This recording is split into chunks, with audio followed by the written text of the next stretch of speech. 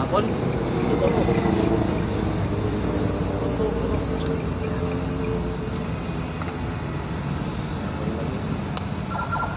Tayo lang ID nyo ha. Para masaya. Kasi ang sabi dito lang.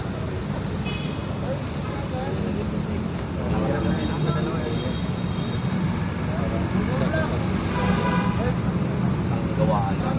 Kasi yan, sa marami yan ginagawa. Hindi naman gawa ng Quiapo yan. Orig yan ID ni tatay.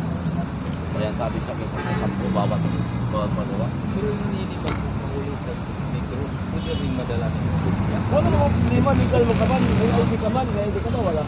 O bakit masita ka sa mga tao, may pakita ka man na ID. Ang spiritual division, gagawa ng mabuti sa tao, yan ang gagamot yan.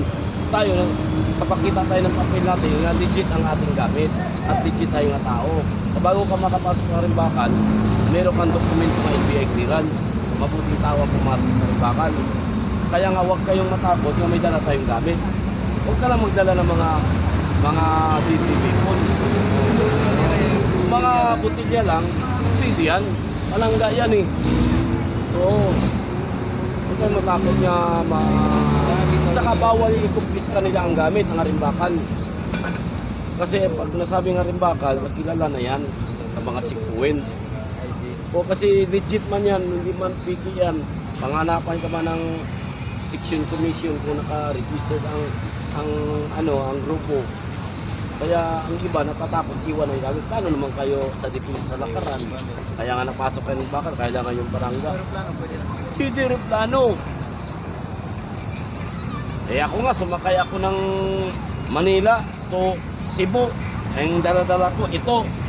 Eh, tumutunog lang, pero pag requesta nila, pinakita ko yung ID, o reach ako sa airport. O ganun lang. Siyempre, manggagamot ka, may dala kang panangga. Manggagamot ka eh. Nabigyan na kita ng authorizing nga, gumagamot ka sa lugar eh. Oh, ito yung naghingi ng tulong sa akin. Pumunta ako ng, saan lugar nyo tol? Gitre nga, nag-bising ako sa kanila. Pero si Otol, nataga ito ng Berisanto. Sabi niya, turuan mo ako ng panggagamot. Tinuro ko sa kanya. Ay nakuha niya, marami siyang pasyente. May pasyente ka rin doon. Oo, kasi totoo yung panggamot eh. Itinuro ng visor, gagamitin ng membro, hindi kagaling din. Ganun ang ginawa ko sa grupo ko dito. Kaya sila, kuha rin ng gamit ng mga langis. So, importante, madasalan yung tao at ang gamit. Kasi ang panangga sa katawan, matipinsahan ka pag napandungan ka sa visor. Siyempre, makakalaban mo, mangkukulam. Eh, kung wala kang pandong sa visor, kung kulang ka sa servisyo, tamaan ka. Di ba, tol? Balikan ka. Kailangan tama sa briefing, tama sa pandong ang tao, pandungan yun. Pati ang gamit. Kasi nanggagamot ka eh. Sa kulam, barang, siyempre, paano mo mahuli ang barang kung kinulam? Alam mo na yung barang, paano ulihin? Oo, nakuha ko na. Na may nakasubo ka na? Tumagos, hindi. Tumagos. Tumagos daw ang pulso, sabi niya. Itinuro ko rin. Yung barang kulam, alam mo yung barang kulam, tumatagos ang pulso niyan. Di ba? Itinuro ko sa kanya. Kaya nahuli niya ang barang kulam. Saka yung may mga pilay, tinuro ko rin sa kanya. Pati yung lagnat. O, paano tatanggalin ang lagnat ng katawan ng tao? Ito yung pilay. Yun naman sekreto dyan. May mga sakit sa tiyan yan, kaya yan ng kidlat, di ba? Oo, kaya. Ha? Kasi hindi ko kayo nakapilay, kaya. Kaya ng kidlat. Kaya ng kidlat, tutok ko lang 2 minuto. Kaya sinasabi nila nga tested ang kidlat namin dahil mismo ang grupo, yun ang ginagamit nila. Ha? Subok na. Subok na, sila ang nagsabi. Eh, yung customer na kumuha sa akin, hindi membro ng Kanibakal, kidlat lang, dinala sa ibang buhol. Sabi niya, manggagamot na ako ah. Hindi ka manggagamot. Eh siyempre may gamit si Pinagimat, kinuha kidlat, manggagamot na daw siya. Siyempre ang power na dun sa kidlat eh. Manggagamot na lang tawag, kapantala, hindi siya membro ng Rimbakan.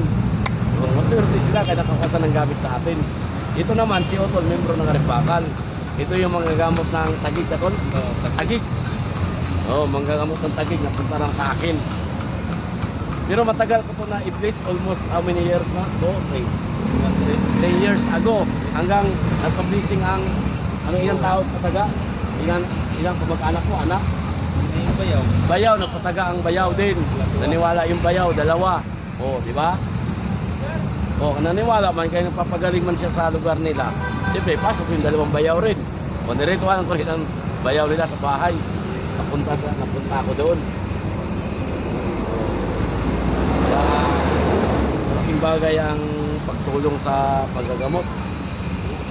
Ngayon, kung muakyat ka sa Biyernes Santo, kuha ka ng sinukuan. Yun ang ibigay mo sa, halimbawa, dinisi, walang pira yung tao, bigyan mo ng sinukuan. Yung sinukuan ba nga ganun kaba? Kuha ka doon sa rolyo, akat ka sa March, nabigyan ka ng sinukuan, tago ka lang sa bahay para may madukot ka. Sunod, ang gawin mo, mag-ista ka ng langis ng Biyernes Santo. Para kung maglangis ka, patakan ng nemo yung langis mo ng Biyernes Santo. Maganda yun, di ba? Ito, gawa ka rin sa puti. Huwag magawa ka rin, patakan mo na yung langis mo. Di ba? Isa talagang mga Biyernes Santo. Mabisa. Ano nangyari yung sa Tagaytay ka, di ba? Yung nakadingkit ito, 9 bullets. Ano nangyari? Ilang gulong ka? 5 gulong. 5 gulong. Ang bisikleta, gulong-gulong din.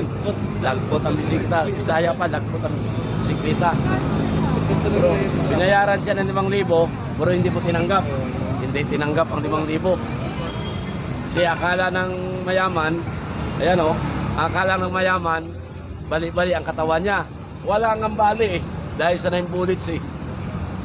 Hindi rin nabasag ang 9 bullets.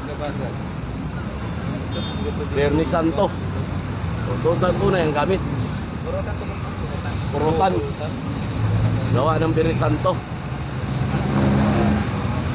Yan ang 9 bullets namin. Subukan talaga. Pero aksidente naman ang nangyari. Hindi yan sinadya. Ang na-switch sweep ito ng Tagaytay. Kasi mountain climbing sila, yung biking. Nagbabiyahe sila minsan pasyal Sabado Linggo, pag walang pasok. Pumupunta rin ako dyan nagbibisikleta rin ako dyan. Ba na side sweep sila ng kotse. Kotse. Air packet. Kung wala kang panangga doon, baka napilay-pilay ka na. Malayo yung Totoo talaga. Totoo yung katawan. Yung kinuha ko. Yung ano pangalan? 9 bullets? Oo, dala-dala ko. 9 bullets na rin. Tiway talaga. Dala-dala ko nga. Ito ka na, tagal na to eh. Kinapintasan ng bullets mo. Nasa dibdib. Ang 9 bullets pala nito. Nasa dibdib. Sabi ng mga baba, ano nangyari na? Wala, bakit? Tanda na nga, Ano nahulog ba ka pa. Eh, lasing pa ako. Sabi ko, Yun lang, nakalasing-lasing. Umamti pa sa iyo yung gamit ko. Lasing na. Ano kinabukasan na? Yung Coco Lambert na ginawa kantat, pinaggawa na, hinahalang na doon sa pintuan para